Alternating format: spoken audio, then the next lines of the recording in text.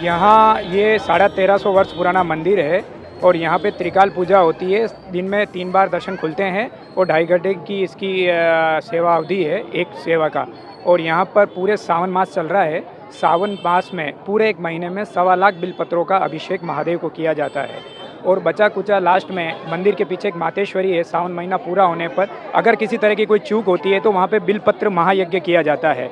और पूरे सावन महीने में काफ़ी लोग यानी कि पूरे देश के प्रदेश के मेवाड़ के कोने कोने से लोग अपनी मन्नत मांगने के लिए पैदल भी आ रहे हैं और लोगों की मनोकामनाएं पूरी भी होती है। लोगों का मानना है कि कभी भी उन्होंने मांगा हो और उनकी मनोकामना पूरी नहीं हुई हो, ऐसा आज दिन तक नहीं हुआ है। जो भी सच्चे दिल से मांगता है वो मुरादें पूरी होती है। त्रिकाल पूजा जो होती है, समय त्रिकाल पूजा होती है, 2.5 घंटे की एक सेवा काल होता है जिसमें सुबह, दोपहर और शाम को पूजा होती है।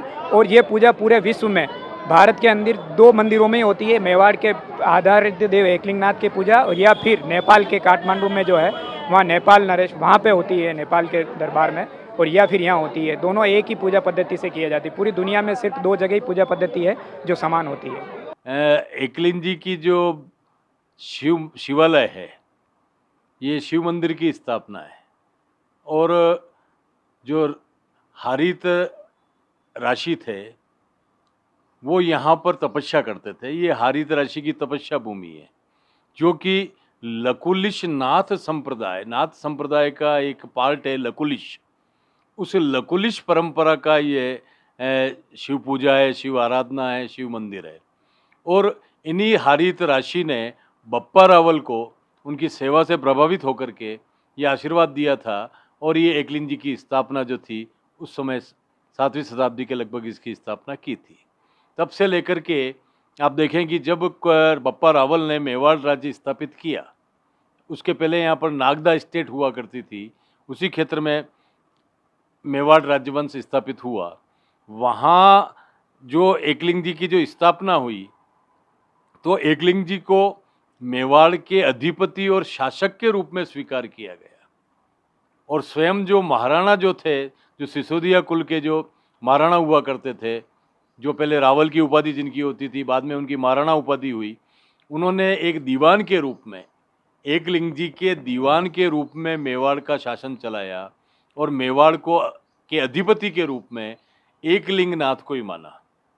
और यहाँ से मेवाड़ राजवंश से, मेवाड़ राज प्रबंध से जितने भी राज्यादेश निकले, चाहे वो कॉपर प्लेट्स निकली हो, चाहे पट्टे निकले हों, चाहे परवाने निकले हों, उन सभी के ऊपर जो आदेश लिखा होता था वो लिखा होता था एकलिंग आदेशातु। मतलब ये एकलिंग जी के आदेश से निकाला गया है। और नीचे जो साइन होते थे वो हस्ताक्षर दीवान के रूप में, एक मुनीम के रूप में महाराणा के आराध्य देव है एकलिंग नाथ।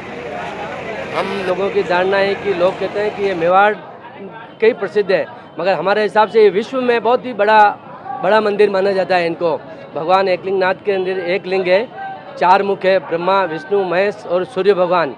और जो भगवान के दक्षिण की तरफ रुद्र है, आगे ब्रह्मा जी है, और उत्तर की तरफ सूर्य है, और पश्चिम की तरफ महेश है। ये चारों मिलके एक लिंग के ऊपर चारों शिव की प्रतिमा बनी हुई है भगवान की।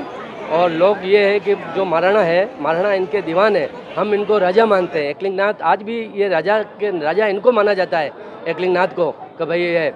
और इनकी चारों तरफ से जो दीवान की तरफ से आज भी जो महाराणा आते हैं वो इनके सामने छड़ी लेके खड़े होते हैं। इसलिए हजारों दर्शनार्थी इसीलिए भगवान के यहाँ दर्शन करने के लिए आते हैं।